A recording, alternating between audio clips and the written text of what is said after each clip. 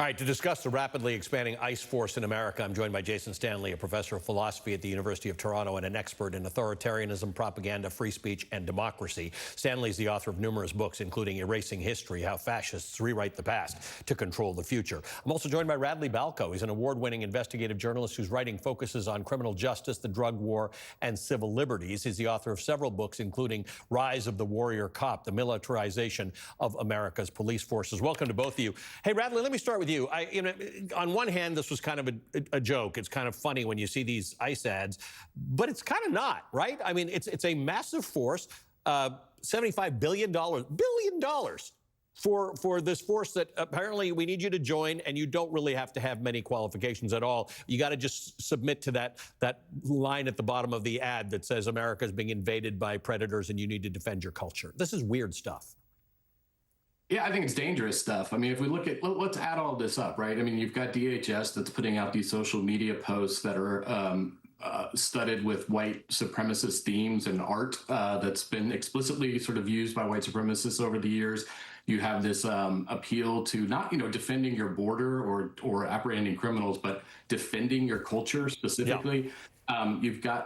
And then you've got, an administration that a president who called immigrants, said immigrants poison the blood of the country. You've got Stephen Miller, a guy who has white supremacist ties. So you add all that together, and then you're recruiting people who are looking at these videos of ICE agents roughing people up, arresting grandmothers, apprehending children, apprehending U.S. citizens in some cases.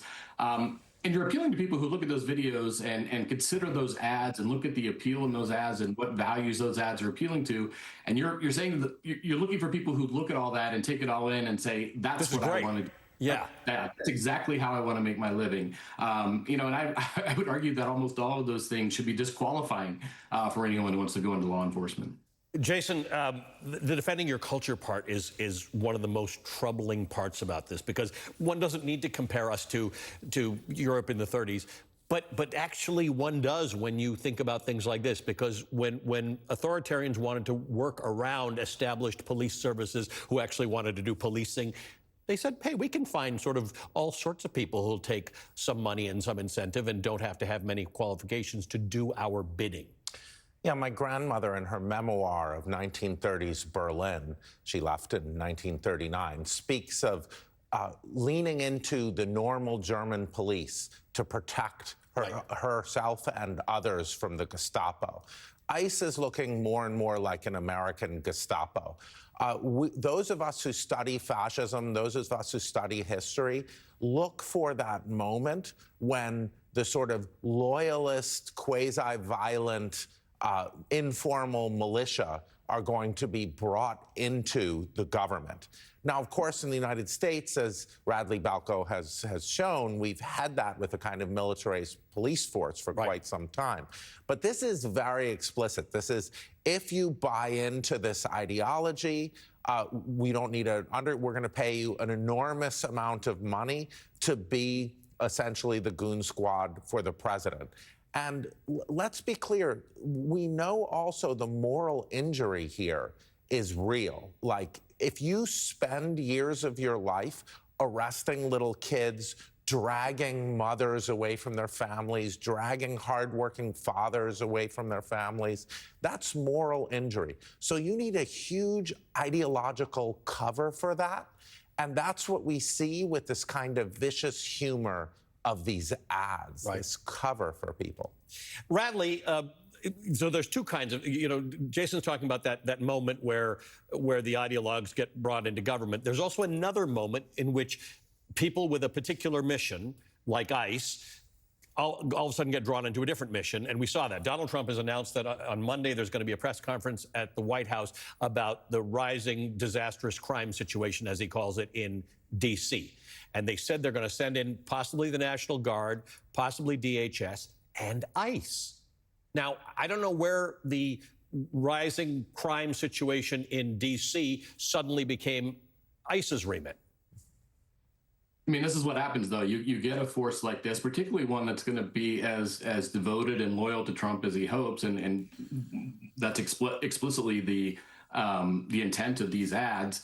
they become sort of a private enforcement army. I mean, Jason can, attest to this more than I can when you talk about the history of fascism and authoritarianism, but it's a personal army. I mean, this is what Trump wants to do. I mean, there were also plans announced last week that Pete Hegseth's brother, apparently wrote up a memo outlining how the administration plans to send the actual active duty military into cities across the country.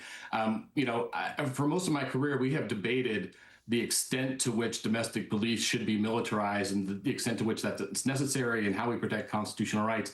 We are so far beyond that debate at this point. I mean, we are explicitly assembling a paramilitary force for Trump. He has explicitly taken over the military. He's eliminated the JAG officers and the leaders of the Pentagon who know this history of fascism and authoritarianism and how important it is to keep the military out of civilian policing. Those people are all gone.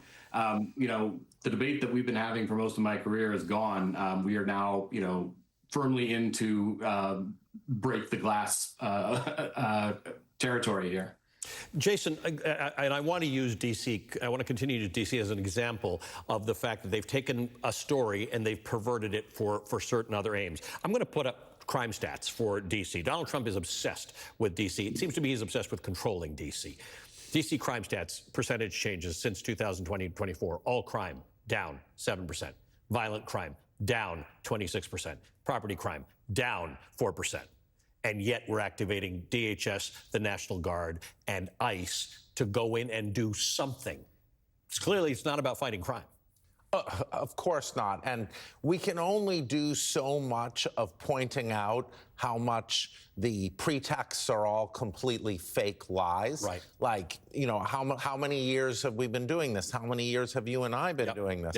It's obvious, like the attacks on these institutions are regularly done with completely fake pretexts. Donald Trump seeks to transform the United States into his personalist autocratic fiefdom. It's moving incredibly fast.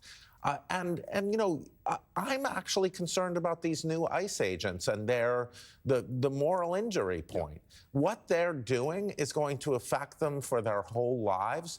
It's brutal work. You see the same structure that's being presented to them. You're doing this to prevent an invasion. So all of the horrors that you're inflicting on others are justifiable. But that kind of thing only lasts in someone's mind for that long. And the image of tearing someone's kids away, that lasts for much longer. Sadly, we will have this discussion again. Jason Stanley is a professor of philosophy at the University of Toronto and he's the author of the books Erasing History, How Fascists Rewrite the Past to Control the Future. Bradley Balco is an award-winning investigative journalist. He's the author of the book Rise of the Warrior Cop, The Militarization of America's Police Forces. Thanks to both of you. All right, coming up.